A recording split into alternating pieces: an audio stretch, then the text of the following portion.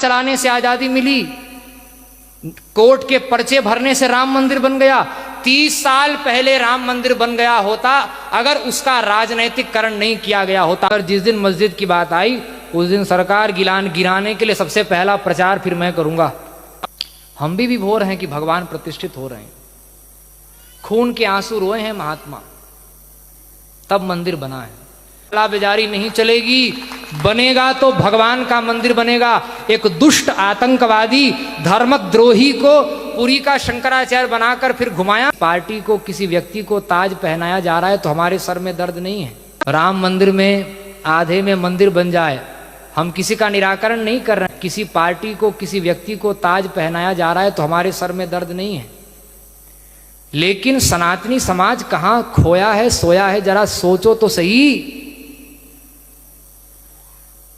93, 94, 92 से लेकर 94 तक रामालय ट्रस्ट का जो उपक्रम चला, जब पक्ष विपक्ष दोनों चाहते थे, नरसिंह राव तक कांग्रेस भी चाहती थी ना, ताला खुला राजीव गांधी के समय में और पूजन आदि का क्रम शुरू हुआ। हम किसी का नाम, किसी का पक्ष विपक्ष, हम तो सनातन धर्म की बात कर रहे हैं, जिसको जो करना हो सो करता रहे। जब आप भी चाहते थे, जिस समय आप पक्ष में थे, जिस समय आप विपक्ष में थे, जब दोनों लोग चाहते थे, नरसिंह राव ने रामालय ट्रस्ट बनाई और कहा कि बाहर से कहा कि मंदिर बनाना है, अंदर से गुरुदेव को कहा कि आधा आधा हो जाए मंदिर मस्जिद।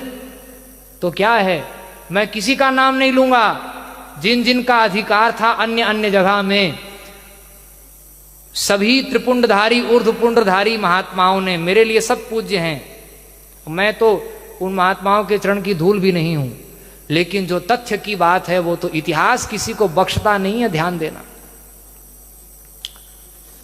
इतिहास निरावरण होता है। बड़े बड़े महात्माओं ने कह दिया बाहर से कि मंदिर ही बनेगा, अंदर से गुरुदेव ने पूछा खुल के बताओ मंदिर मस्जिद की बात होगी तो अगर जिस दिन मस्जिद की बात आई उस दिन सरकार गिराने के लिए सबसे पहला प्रचार फिर मैं करूंगा, गुरुदेव ने कहा। सबने हस्ताक्षर किया, केवल और केवल पुरी के शंकराचार्य जी ने कहा कि आधे में मंदिर आधे में मस्जिद, ये कालाबाजारी नहीं चलेगी, बनेगा तो भगवान का मंदिर बनेगा। एक दुष्ट आतंकवादी धर्मद्रोही को पुरी का शंकराचार्य बनाकर फिर घुमाया। उस समय धर्म सत्ता के, राजनीतिक सत्ता के ठेकेदारों ने घुमाया, उसको पोषण दिया, आज भी पोषण दिया जा रहा है, लेकिन उसी से सबका विनाश होगा, ये भी ध्यान रखिए। कोई ना कोई तो निमित्त चाहिए। सीता जी का हरण नहीं होता तो रावण थोड़ी मरता। देवकी के केश न पकड़े होते कंस ने, जब तक घर में हमला नहीं होता तब तक भगवान भी सक्रिय नहीं होते हैं। घर में हमला हुआ है तो सबको ठिकाने लगाने का अवसर प्रकृति उत्पन्न करी। अभी धैर्य धारण करिए, ये तो शंकर की गद्दी है, ये तो हर हर बम बम की गद्दी है, कहां जाएंगे भाग कर। नकली आतंकवादियों को आचार्य जगत गुरु बनाकर देश विदेश में घुमाया गया। सिलचर में पुरी के शंकराचार्य को उड़ाने के लिए मंच पर बम लगाया गया। गोधरा कांड में जब जा रहे थे पत्रकारों को मना कर दिया गया कि कोई शंकराचार्य नहीं आया, ऐसा ही छापो। पूरी की पूरी ट्रेन उड़ाने की योजना बनी, ट्रेन में बम लगा। फिर जनरल में दूसरी ट्रेन पकड़कर पुरी के शंकराचार्य जी गए। राम मंदिर में हस्ताक्षर नहीं किया गया, अपहरण कराने का, मरवाने का। ये बात गुरुदेव बार बार मन से नहीं बोलते, आज हम कह रहे हैं। जितना एक सामान्य से सामान्य साधु पर अत्याचार हो सकता है, इन 30 वर्षों में कई राज्य की और केंद्र की सरकारों ने, और कोई पार्टी आज देश में राष्ट्रीय स्तर की ऐसी नहीं जिसने यह अत्याचार न किया हो। वो अड़े रहे। जब दोनों पक्ष विपक्ष की नीयत मंदिर बनाने की थी तो ये 14 और 24 की बात नहीं, मैं सभी तथ्यों को ध्यान में रखकर बोल रहा हूं। अगर सचमुच में मंदिर की नीयत थी तो कम से कम 30 साल पहले मंदिर में भगवान प्रतिष्ठित हो गए होते। पहले जो सत्ता में थे उन्होंने हिंदुओं को अटका के कि हम बनाएंगे, हम बनाएंगे, हम बनाएंगे, हिंदुओं को झुलाया उन्होंने। और मंदिर न बना के जब वोट बैंक बनाकर जब काम चलता था, वोट मिलता था, तब मंदिर न बना के उस समय के सत्ताधारियों ने वोट लिया। उसके बाद में रथ यात्रा हुई, उनकी टोकरी से इस राम मंदिर की गेंद को किसी और टोकरी में डाला गया। और बुरा न मानो, होली है, सत्य तो कड़वा होता है, लेकिन मैं अपनत्व पूर्वक कह रहा हूं, अगर नियत होती तो दोनों के सामंजस्य से 30 साल पहले मंदिर बन जाता। 30 साल का विलंब हुआ है, 500 साल का कलंक नहीं मिटा। लाखों नागा मिटे हैं, लाखों सन्यासी, लाखों त्रिपुंड और ऊर्ध्वपुंडधारी मिटे हैं, उनका नाम लेने वाला कोई माई का लाल आज नहीं रह गया। चरखा चलाने से आजादी मिली, कोर्ट के पर्चे भरने से राम मंदिर बन गया।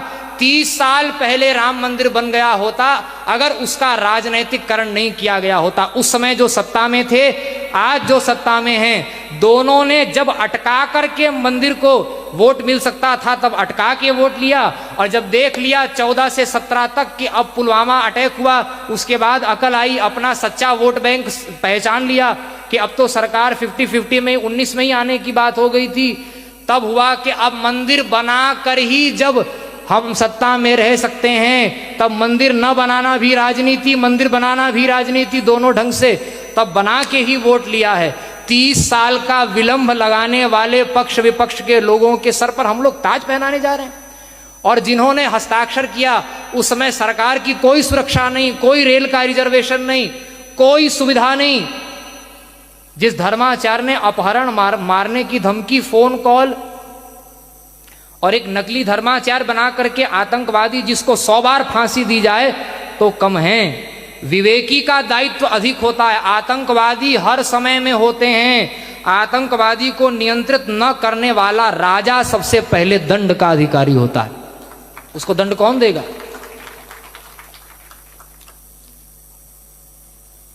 मंदिर की नियत होती तो, लेकिन पूरा संत समाज विभोर है,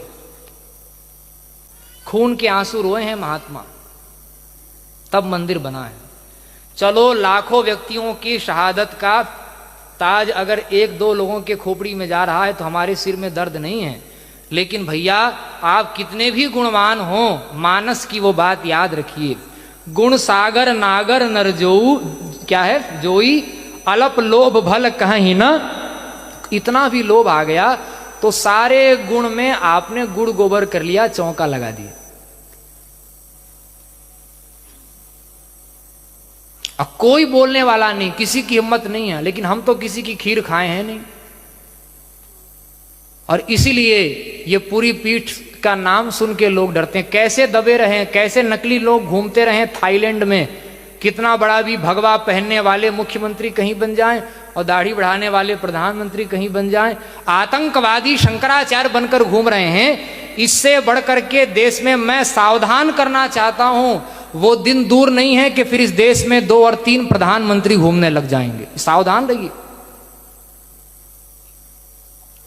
जब जब महापुरुषों ने जो बात की है उसको जब जब उपेक्षा की है, तब साधु अवज्ञा कर फल ऐसा, जरई नगर अनाथ कर जैसा।